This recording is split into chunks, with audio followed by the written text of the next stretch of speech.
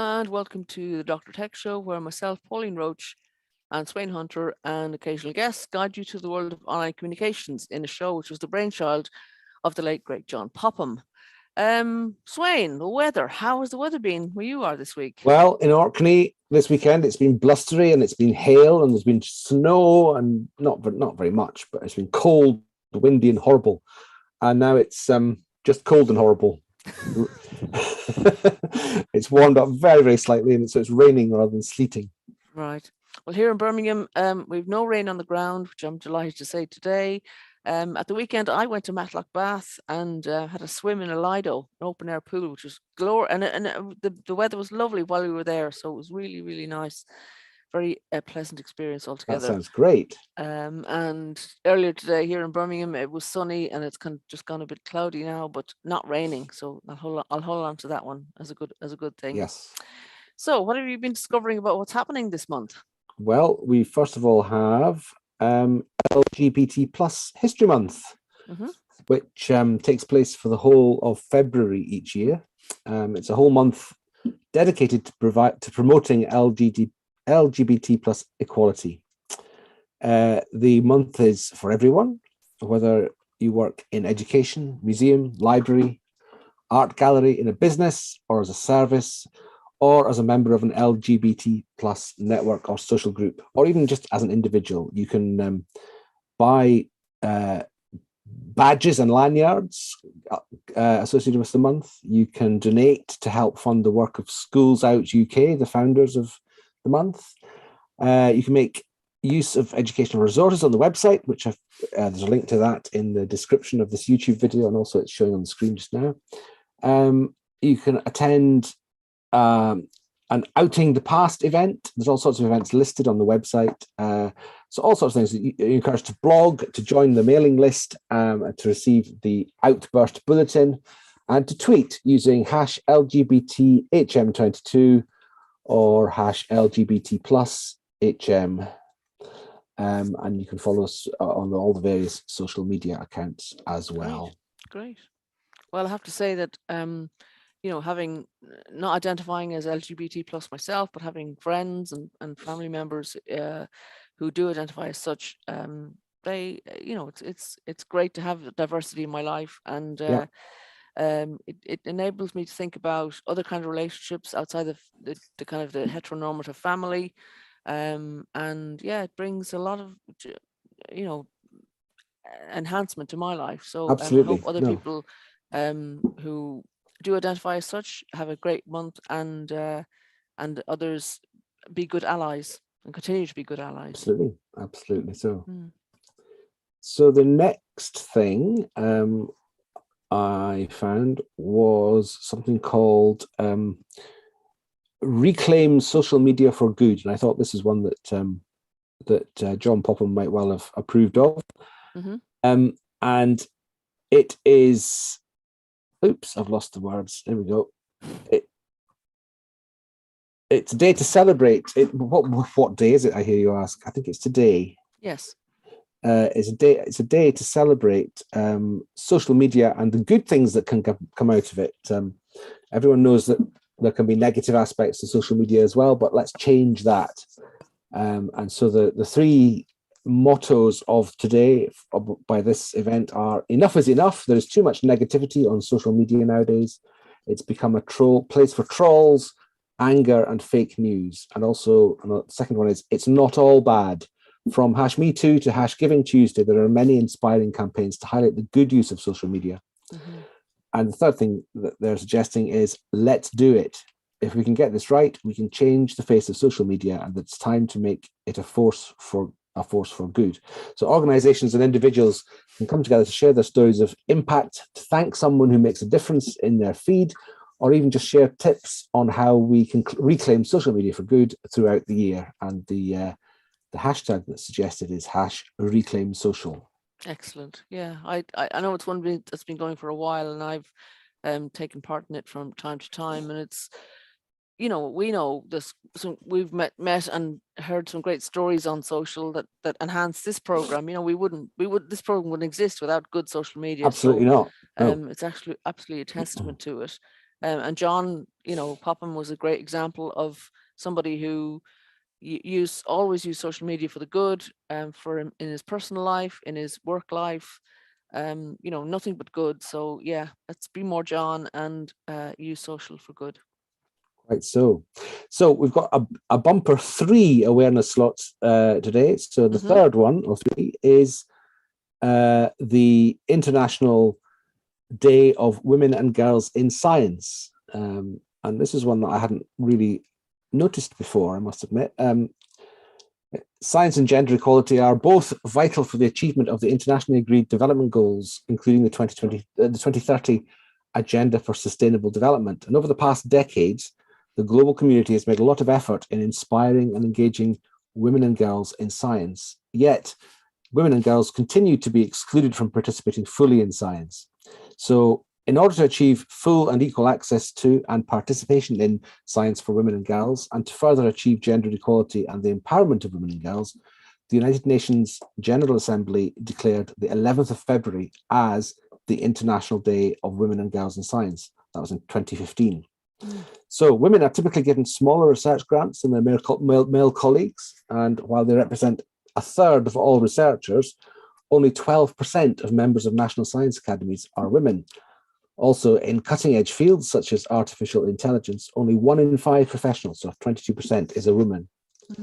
And then despite a shortage of skills in most of the technological fields driving the fourth industrial revolution, which I suppose is the online and digital and biotechnology sectors, women still account for only 28% of engineering graduates and 40% of graduates in computer science and informatics.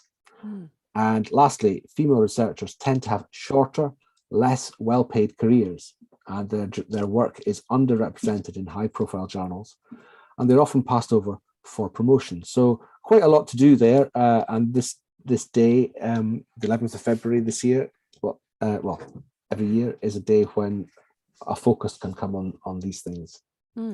Brilliant. Yeah, I always enjoy, as a woman myself, meeting other women who kind of are active in science, technology, and maths, and it's fascinating. The field is fascinating anyway, and there is good money to be earned, and that's not to be sniffed at. When people have, there is kind of poverty in the world, if we can encourage more women and girls to get involved, to make changes in the world, and to have a better life and to leave poverty, then that's all to the good. Sure thing. And you've got one event that we're highlighting today, and it's by our good friend Ross McCulloch. He is organising through Third Sector Lab, his charity. He's organising a Digital Trustees Matchmaker event, which is on the 16th of February, but registration is open now. There's a link in the description to this video program, to the Zoom link to register for this. And so it's aimed at charities who might be looking for a digital expert to join the board. And they have a wide range of techie types ready to be your next trustee. So there we go. I have this image of a kind of zoo-like environment, but I'm sure it's not. Go on. It's free to attend, and as I said, you register via the link that's on the screen and that's on the YouTube description. Digital professionals can find a charity board to join if that's what they're wanting to do, and charities can recruit from the digital trustee candidates and then invited to come together to explore how we can get digital on the agenda of every charity board in the UK. And across the UK, charities require digital specialists to join their board of trustees. So digital specialists across the UK want to volunteer their time effectively and in a strategic role, but they often don't know where to start. So this is an event coming at it from both directions, and they're hoping to get attendance 50% from people looking for a digital trustee and 50% from people looking to be a digital trustee. Yeah, I think to some extent people don't always understand what being a digital trustee means, and I think the techie people sometimes think they'll be doing high level digital strategies and major transformation work. And the charity can sometimes think, not all charities, but sometimes think, oh, we'll have somebody to run our social media, and as the new, so there's sometimes a misunderstanding of the kind of things that you can achieve from having a digital trustee, having been one myself. But I think I did a session on this must be 2 years ago now, probably with Reach Volunteering, who do a lot of recruitment of digital trustees, and they're a platform for that. And what I said at the time was that it's great to be a digital trustee, but you need to have patience. As with any trustee role, it's a long-term commitment. It's not a short-term fix usually, and you need to have a passion, or at least an interest in the topic that the charity, covers as well. Not, just loving digital is not going to be enough to sustain you in the long, kind of in the long term, and the kind of I'm guessing that have with people. Any trustee on the board of a charity will need to focus their attention on a fairly wide range of things. So just because you're on the board primarily because of your digital background doesn't mean to say that you won't have to make decisions and take part in initiatives that might be not quite as related to digital as others. Yeah. So I guess this event will be a good opportunity for those who have been thinking about that to actually get more information. Absolutely. And and as you say, with any trustee role, there's other aspects to the role. And if as having a digital background, if you can, if you are encouraged to kind of just ask questions, why do we do things like this? Have we thought of, and see yourself as part of the team, rather than kind of coming in to poke at people and say, you're bad for not having thought of this before. Just people may have thought of something. They might have tried it, mightn't have worked. And the other thing is, I think, if this network that Ross is involved in, I think also do get-togethers for people who are digital trustees, and I think that's very important to find, that you're not the only person thinking about this in the world. So that sounds really good, and I'd encourage people to check it out and see what they're going to do. Yeah. So today we have no guest. Unfortunately, we do have a number of guests lined up for the rest of February. We won't announce them now because things change, but do keep our listeners, please do keep coming back and seeing who we're going to have as guests. We will, if we are sure on the day, I think we'll start tweeting who we are having, but we do have a number of interesting people lined up, including people we've talked about in the past. So that's a bit of a teaser. People who've been involved in rural broadband, and somebody involved in a piece of equipment that helps deaf people, would you say, Sweyn? Yes. Yeah. Yes. Yeah. So we're always thinking about what might be of interest to our listenership.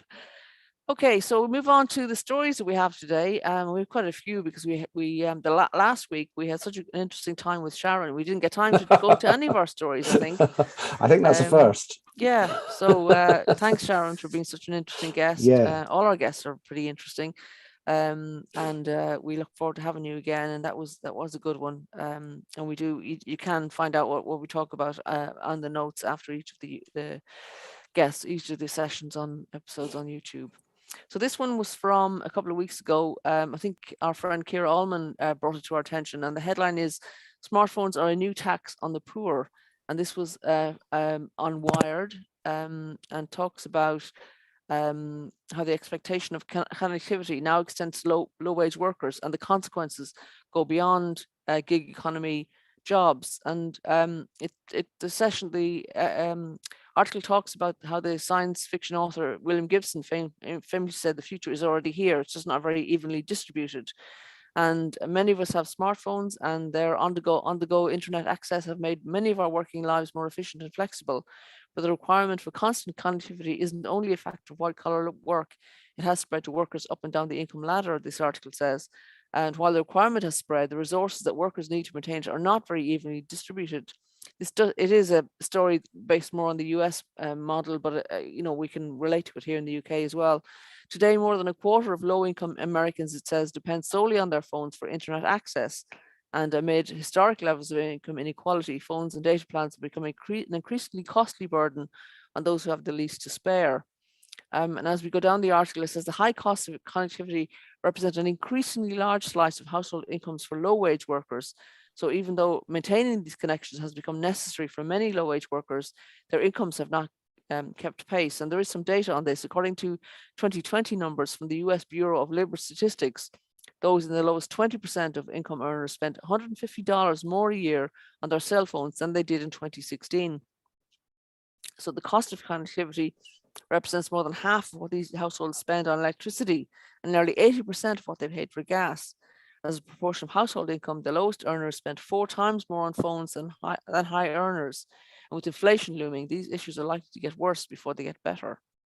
So I think that's something for us to think about. The expectation that people will have a smartphone and then will pay the bills that are necessary to make it viable to work is something we need to think about. Mm-hmm. Yeah, I know. I mean, I'm hotspotting off my phone at the moment, and it is more expensive, and it just suits me right now. But I can afford it. And I know that plenty of people cannot afford it, and I've got friends who aren't able to take calls and WhatsApp messages and stuff sometimes because they just don't have any credit on their phones, and Yeah. it's. And I think it is becoming more and more common for people to be expected to use their own personal device for work purposes, whatever that work might happen to be. And I think that's the notion that this is a kind of a tax on people's participation in work is quite interesting. In much the same way as I suppose that the costs of commuting and costs of any special dress code or anything like that might also cost money. Yeah. So indeed does the connectivity that employers expect people to have available. So if anybody is affected by that and they'd like to come on the show and talk about it, we'd love to hear from you. We do try to be responsive to issues that are happening for people around digital. So we would love to hear from you if that's relevant to you or people that you work with. Moving on, we go to Middlesbrough Council, who have adopted a digital inclusion strategy, like many councils up and down the country. But this is a story that we saw in UK Authority. And Middlesbrough Council's executive has approved a new digital inclusion strategy that includes measures to provide devices to school children and people in need, to build up digital skills, to support businesses and strengthen connectivity. And it has the council has 5 key aims to ensure the children and families are able to access digital learning, that job seekers are able to access digital skills and employment support, that individuals, especially elderly people, are able to engage with others to reduce isolation, and local businesses are given support to trade digitally. And finally, that there is town-wide connectivity. And that's one that really speaks to me, Sweyn. I'm always keen to find connectivity wherever I go and to document it and kind of let other people know where they can find free connectivity. So town-wide connectivity sounds like a really good ambition to have for any council. And this inclusion strategy is fleshed out with an action plan that includes supporting schools in accessing and providing digital devices to all pupils, with a specific plan due to be in place by March, and embedding a digital entitlement offer to equip their families with relevant skills. Again, a very important thing to have, to balance the, having a device is not enough. You need skills to be able to use it to its best advantage. So great to see that they're planning to upskill people as well. The article says that efforts to support job seekers will involve developing a business case for a device lending library and promoting local digital businesses. So if they want to talk to somebody about that, I'm very happy to talk about my experience of that. They say there's also plans for an independence hub for people to learn how to use devices and software to engage with others. Again, very important to be able to just ask the questions that make you feel silly or that you think everybody else knows, and they more than likely don't. There's so many devices out there. It's not possible to know everything. So we would encourage people to ask the questions that they need to ask. I like the notion of a device lending library as well, because that might give people a chance to try out things that they might, either things that they might have heard of and wonder whether they would be suitable, or indeed to see devices and come across things that they haven't necessarily thought of. Yeah, well, that's what we do in Northfield. You know, we bring our devices out to the digital drop-in sessions that we do, and just let people have a go. You know, demystifying it and sort of saying, you know, and it's fine to borrow it, and you know, you probably won't break it unless you pour a hot sticky drink in, as we said before, you know, or drop it or whatever. But you know, the usual safety things that you'd observe with any equipment that you owned yourself. We have expectations of that. Yeah, it's good to be able to try it out. And so Middlesbrough, this Independence Hub sounds like a great idea as well. People to learn how to use devices, to kind of just, you know, have a go.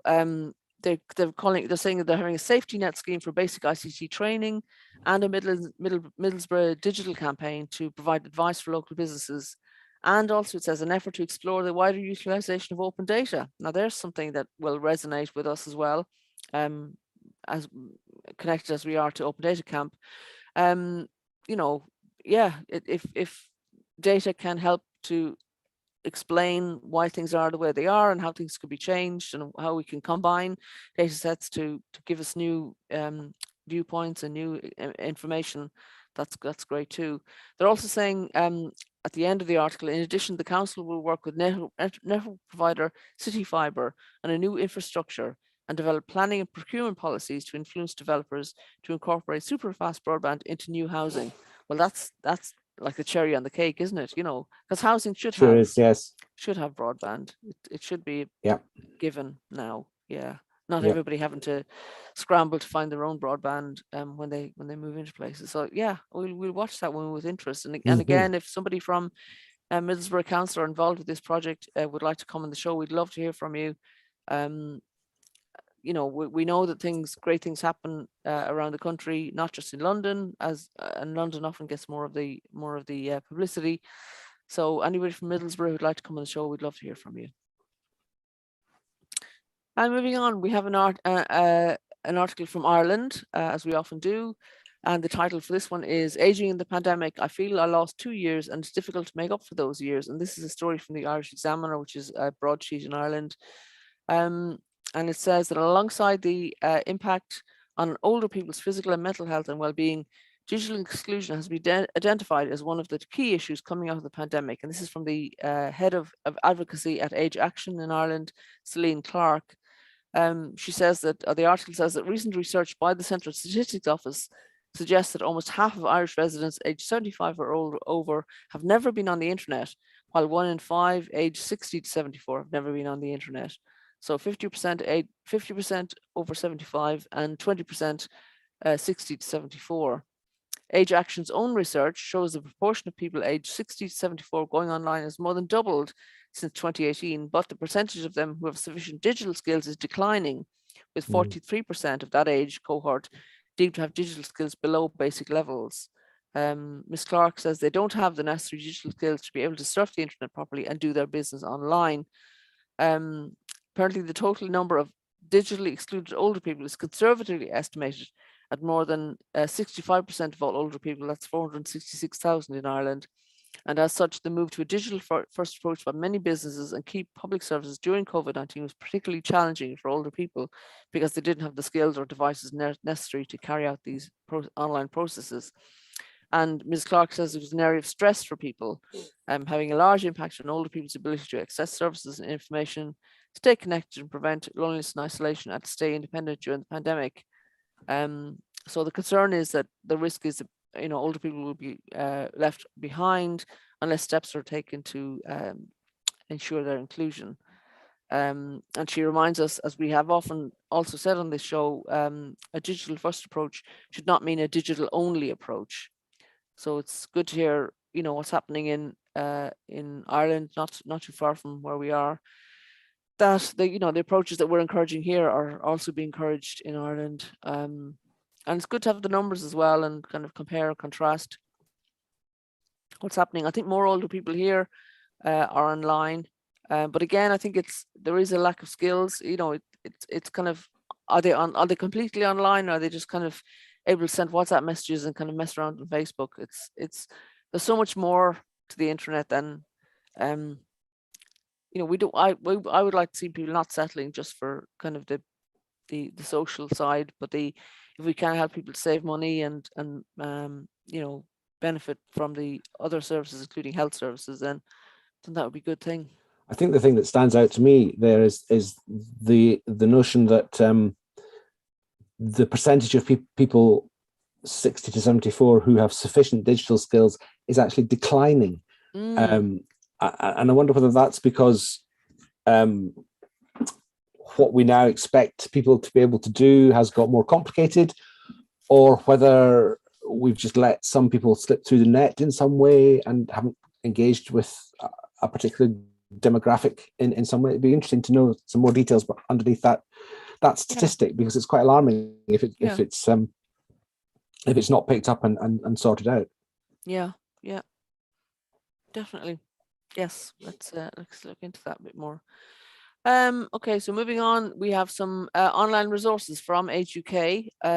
Camden, they on their website they publish this list of resources, and if you just scroll down, we can see the guide to online food shopping, a guide to the basics, a guide to emailing, a guide to Zoom, guide to connecting to Wi-Fi, a guide to vaccine passports, often asked for in my work, a guide to Duolingo, about learning languages online. Very helpful. All these very useful. That's very good collection of practical how-tos. stuff. Yeah.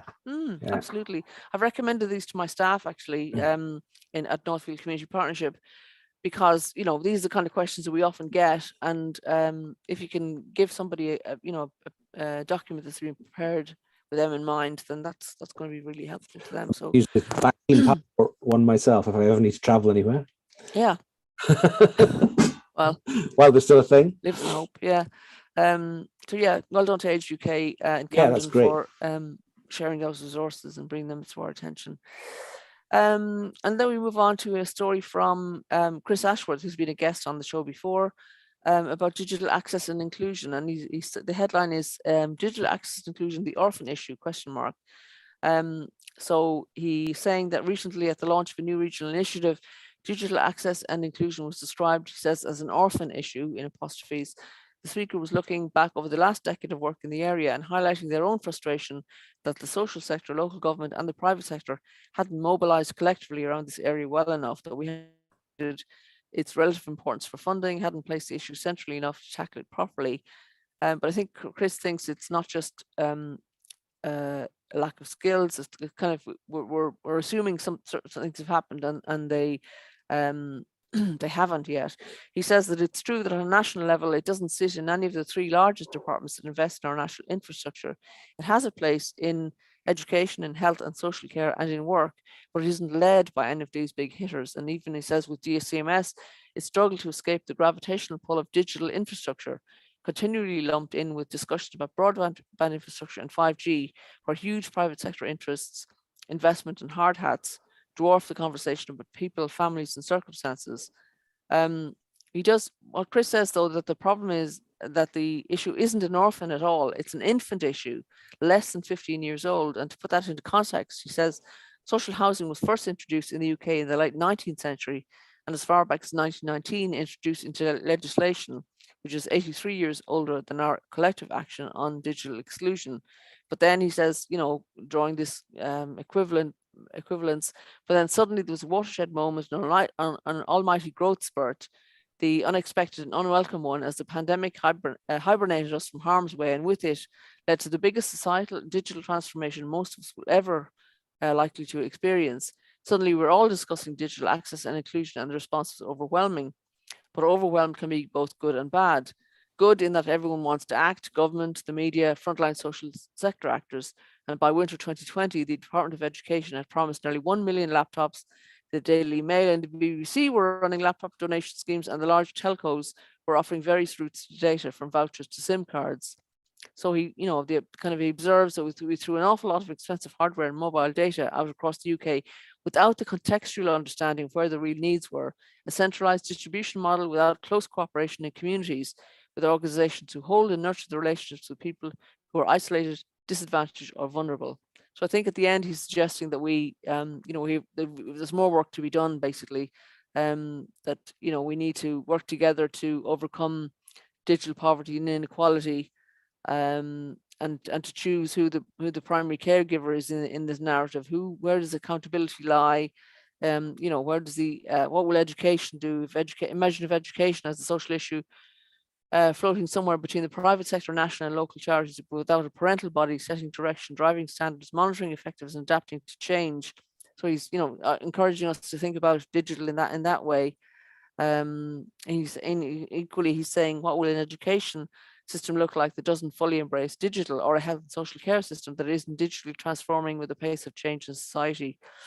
So he's just encouraging us to better understand this issue and better resource it. And I think seeing it as an infant is a good wake-up call to us, isn't it, Sweyn? Sort of we know so much, and we have kind of talked about a lot on this show, but there's still lots of people for whom this is the very beginning of this experience. Yeah, there are signs, I think, that digital inclusion is beginning to, just to keep using the image, is beginning to grow up with various assessment tools for people to assess where their gaps in knowledge are, with a more streamlined, a more commoditized understanding of how to deal with devices to get them to people who need them, and the need to connect to that to having adequate data and to having some training and some support.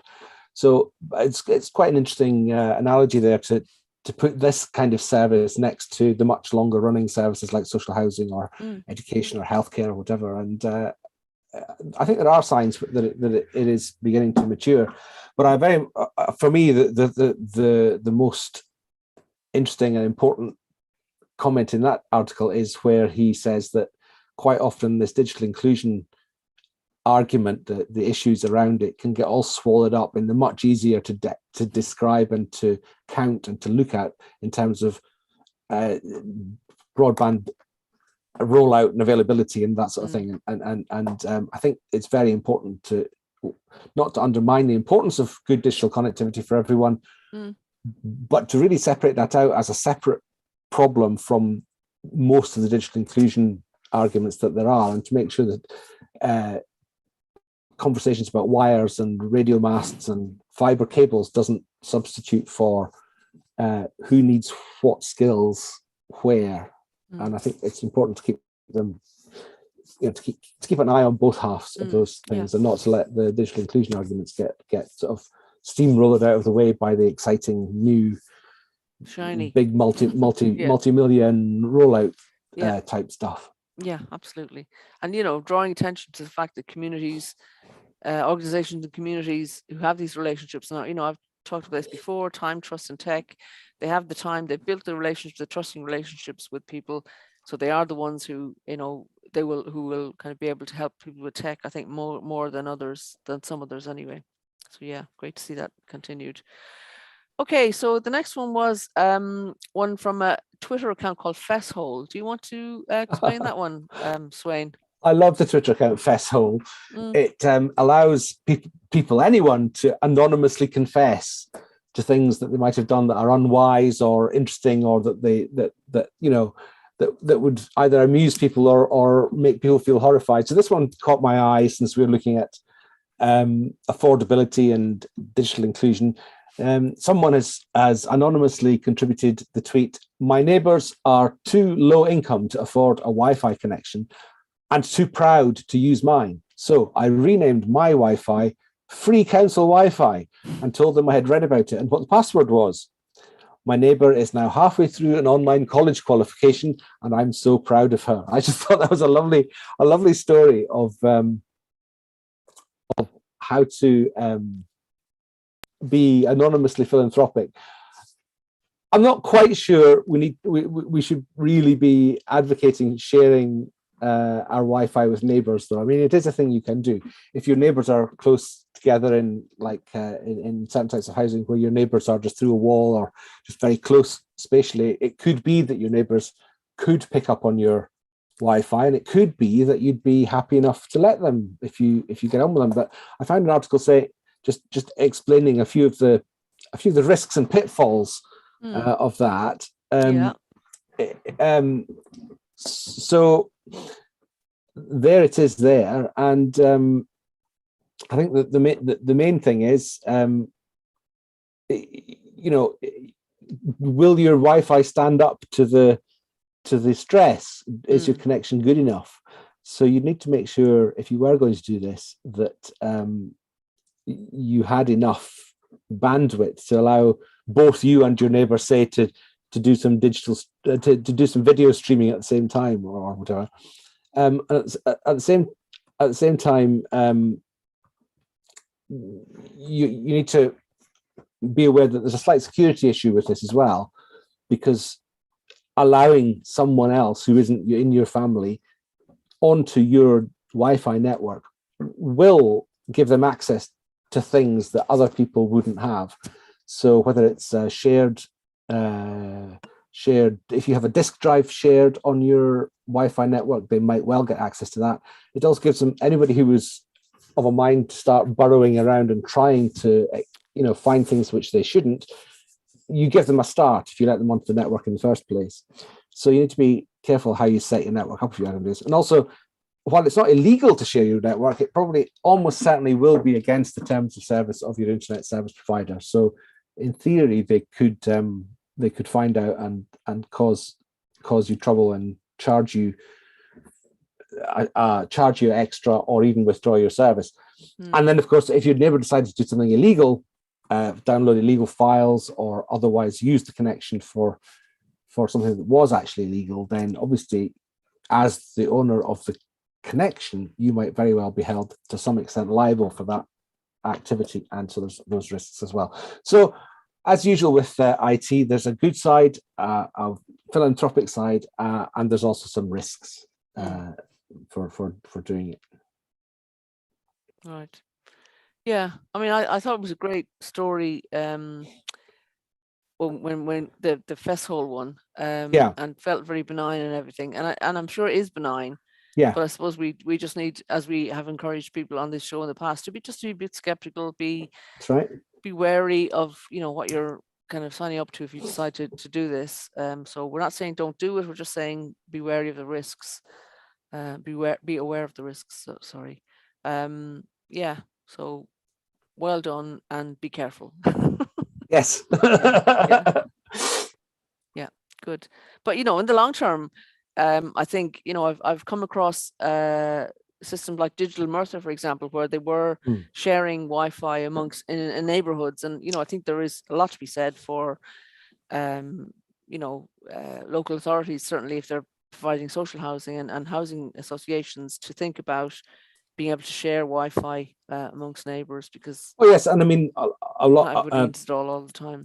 Pretty much all community Wi-Fi or community broadband projects will rely on sharing a big fat internet pipe among numerous users, but it'll be all contracted for in those terms, and it'll be understood by all the suppliers and everything what's going on. So that's what we're talking about here. It's just informal arrangements between neighbours, which it could work well for some people, but there are risks. Yeah. Okay. Moving on, we have a story from Singapore, and the headline is Lessons on Digital Equity, how the Singapore government has been tackling the digital divide. And this was a story from the Centre for Public Impact.org, which we also found on Twitter. And in June 2020, in the midst of the pandemic, the Singapore Digital Office was established to drive government initiatives that accelerate digital adoption. And in the article, there's an expansion on two of the SDO's initiatives, which were launched in response to some of the inclusion issues that COVID-19 triggered. One key part of the work was the Seniors Go Digital program, which involved mobilizing digital ambassadors to train over 100,000 senior citizens through one-to-one coaching and small group learning sessions. And the SDO believes that when it comes to digital skills building, it's important to start with foundational skills. And for this group, it involved teaching them about how to navigate a smartphone interface. The digital ambassadors are also providing personalized instructions, or would sit with seniors and go through step by step how to go about learning to use different apps. And the program that they had really highlighted there was a high level of interest in learning digital skills among senior citizens in Singapore. And there were a number of factors that helped make it successful. First of all, they provided different options for learning and used everyday language, which these groups are comfortable with. And that's something I'm very conscious of when I'm teaching people. In addition, the digital ambassadors were close to the ground, were operating in locations that senior citizens regularly frequent, like libraries, community centres, and so on. Rather than having the citizens come to the service, they went to the citizens, which enabled them to reach a higher number of senior citizens quickly. Another part of the Singapore Digital Office's work involved working with hawker centres, and these are open-air complexes in Singapore that house many stalls which sell a wide variety of affordably priced food and are a large part of Singapore's cultural heritage. So the programme was established Hawkers Go Digital, and this helped more than half of the 18,000 stallholders to adopt e-payments. There was an aversion towards handling cash due to COVID-19, so this initiative was really important in ensuring consumers had the confidence to safely visit food stalls. And then for both of these programs, the speaker says we really try to focus on the learning journey for these groups, identifying their pain points, their fears, where their confidence levels were, and customizing the learning based on these needs. And those were quite critical learning points for the SDO, not about a cookie cutter approach, but where possible about personalization and having a seamless experience for our users. And then in February 2021, they launched the Digital for Life national movement, which aims to build a digitally inclusive society in Singapore by galvanizing the community to help citizens of all ages and walks of life to embrace digital learning. And this was about bringing together different stakeholders to come up with solutions to help address the needs of different parts of the population and community. So they brought together hawkers, food delivery platform operators, and the community to work together to address the pain points and barriers to adopting online ordering. So referring back to the hawkers Go Digital earlier, as well as developing a sustainable business model that works for all players in the ecosystem. And at the end of the article, they have top tips for inclusive digital transformation. There was 3 things there. So we go down to that, Sweyn. Yeah. So the first thing was to embrace design thinking to produce customer-centric solutions. So, looking at the user experience and being able to put themselves in the shoes of citizens was important to design customer-centric solutions. And there was a better appreciation of the customer journeys than being created for different archetypes. And then this could be applied in terms of learning modules like e-payments, e-commerce, or in terms of educating citizens and how to scan QR codes. I mean, the QR code has certainly come into its own, hasn't it, Sweyn, during the pandemic? So they're saying digital leaders need to embrace UX and design thinking more generally. The second top tip was about collaboration, being open to outsourcing and collaborating with a much wider set of stakeholders, because the challenge at hand surpasses the capacity the governments have. So they need to harness the resources and capabilities of both the public and private sector. And finally, they talk about humility and an open mindset. And I think we can all have that more than we have in the past, maybe. This refers to, given how the dynamic and fast evolving digital domain, we don't know what we don't know. As we said before, we don't know everything. We're, have humility and recognize that there are unknown unknowns, that famous phrase. So, not imagining we can develop all the solutions right from the start. The need is to adapt a flexible and adaptable mindset to solving problems, which requires us to sense, make, probe, and then respond. And the last line of the article, written by Shaheen Warren, is that demands a mindset shift and perhaps even a paradigm shift in how we approach digital. I think we can all relate to that, Sweyn, can't we? Yes, we don't know everything, but we can admit that we don't know everything. Yeah, I think that's a very good summary of where everyone around the world is at, and it's good to see Singapore address these issues absolutely directly. It's really yeah, really good. And we kind of think, we take for granted that we can use QR codes and do e-commerce and stuff, and for lots of people it's very new, and the worst thing is to make people feel bad for what they don't know. We had to learn it sometime ourselves. So right. we need to share that learning and that the encouragement to do that. Okay, the next story was someone called Bernard. Do you want to read this one out, Sweyn? So this is a tweet from the Digital Poverty Alliance. And it's just a bit of a good news story. It's a bit of a bit of acknowledgement for somebody who's been working hard in this area. And so as I say, the Digital Poverty Alliance has highlighted the case of Bernard in Salford, who has been volunteering and was first of all a learner and is now a volunteer with ICT Salford. And he's been doing so much work with helping people get to grips with IT that the mayor of Greater Manchester, Andy Burnham, has written to him saying thank you for all his efforts and asking us all to be a bit more like Bernard and help our neighbours and our friends as far as we can to get further with digital. Excellent. Well done, Bernard, and well done, Absolutely. ICT Salford. Yeah, and it is nice that the mayor has taken time out to thank people, because a little of that goes a long way. Yeah. Nice to be appreciated. And it's nice to see. It's nice to see. It's good. I think people can see themselves in when people are highlighted and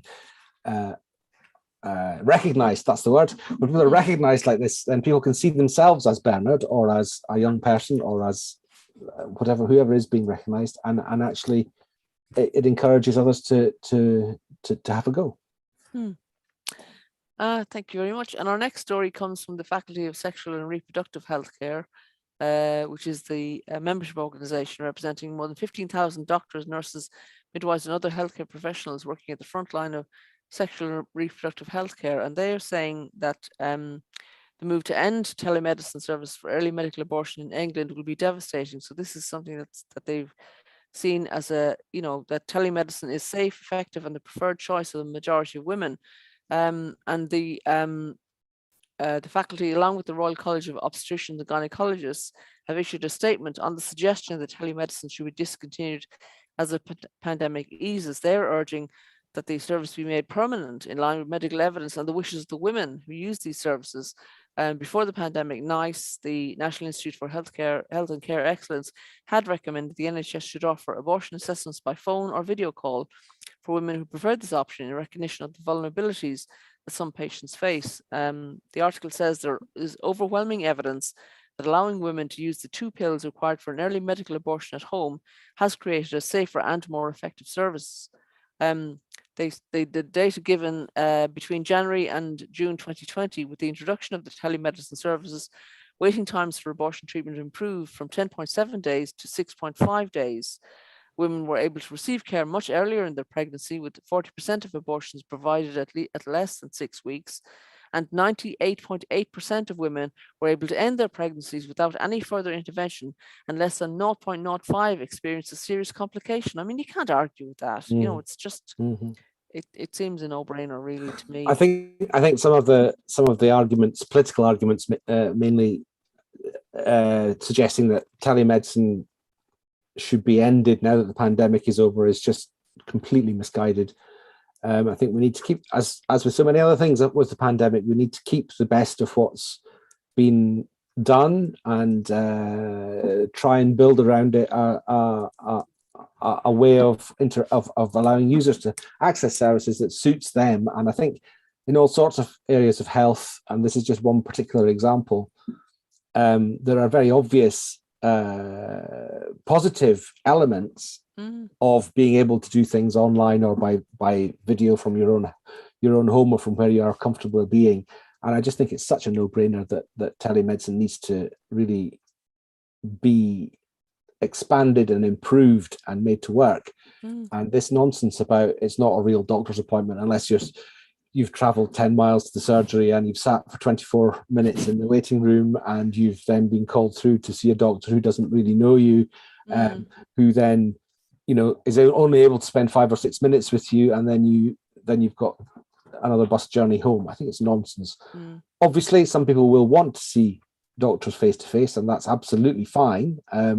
But for a huge variety of conditions, telemedicine is going to be at least as convenient. And where there's work needed to be done about effectiveness, that work needs to be done. But most of the evidence so far seems to suggest that the outcomes are no worse and are often better than face-to-face medicine. Something I feel quite strongly about.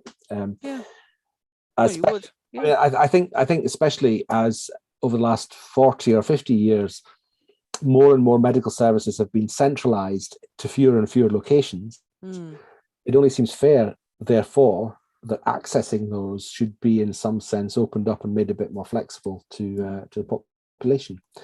I think this is more of an issue in England, dare I say it, than in other parts of the UK. But I think any suggestion that telemedicine was a second best or a temporary workaround for the pandemic really needs to be resisted and rolled back. Yeah, great. Yeah, I mean, the statistics are there. The British Medical Journal have published research saying that women's experience of using telemedicine has shown that 82% of women who used a remote consultation for early medical abortion found it very acceptable, and 89% said they would opt to have treatment at home again if they needed another abortion. So, the figures don't lie, the stats don't lie. It's yeah, let's listen to the people who are affected. Right, we're coming towards the end of our stories on the show, but we have one more to get in, and this was another Digital Poverty Alliance tweet about the digital capability of small businesses, and they're drawing attention to the Lloyds Bank Business Digital Index, which is an annual publication, I believe. The headlines from the index are that 82% of small businesses now have high digital capability, and this almost doubled from a 48% in 2014. That the UK economy stands to gain 75 billion from the remainder, 75 billion pounds, from the remainder of small businesses moving from low to high digital capability, and sole traders could generate an additional 40,000 pounds from social media per year. Well, that last figure on its own, is kind of jumps out at me. There's so many sole traders and small charities as well who kind of are similar.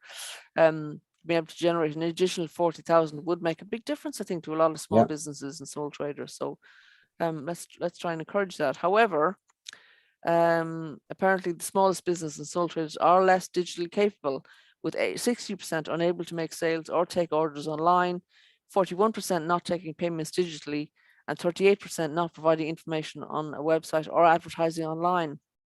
So it sounds like there are great opportunities there for people who organizations to support small businesses, to support them to be more digital. Really, that's what it's saying, isn't it, Sweyn? I think so. I mean, I've noticed the sole traders and the very smallest businesses have become more digitally capable, particularly in terms of taking payments, card payments. The options for that have really taken off in the last few years. I think, I guess, being a sole trader, quite a lot of people will be so caught up in actually providing the service that they're doing that they might struggle to get to grips with this stuff. But I think it's important that we find ways to let people know and to give space and time and help to people who, so that they can actually use some of this new digital stuff to improve their chances in the business world. Yeah, I mean, a lot of the small businesses that I use, because I do try to support small and local businesses, have adapted, and they're using those little, card readers now that they wouldn't have used before. So it's not I think the barrier to entry is not high, and maybe it is something that we need to make more visible, that people can feel able to start trying doing that. I mean, things like maybe a roadshow of kind of a marketplace thing where people can try out, those sort of things might be a good idea. Certainly in Scotland, through Scottish Enterprise and Highlands and Islands Enterprise, the two business development groups, government groups, they have a lot of programs aimed at all businesses, from the smallest to the biggest, in terms of digital. And I'm sure that in England and Wales and Northern Ireland there'll be similar availability. In Scotland, it tends to be done through things like the Business Gateway and various digital programs aimed at businesses that way. But again, I suppose if you're a sole trader, it's a question of priorities and finding time and really looking into it. So hopefully we'll be able to find ways of connecting with the very smallest businesses to help them become a bit bigger. Yeah, Absolutely. Well, we'll try and encourage that and support it in any way we can. So we've come to the end of our stories today, Sweyn. I think we're going to knock off a few minutes early. A few minutes early, today. yes, why not? So thanks everybody for listening, and we hope you have a great week. And do come back next week, and we hope to have a very special guest with us. So in the meantime, have a great week. Have a great week, yes.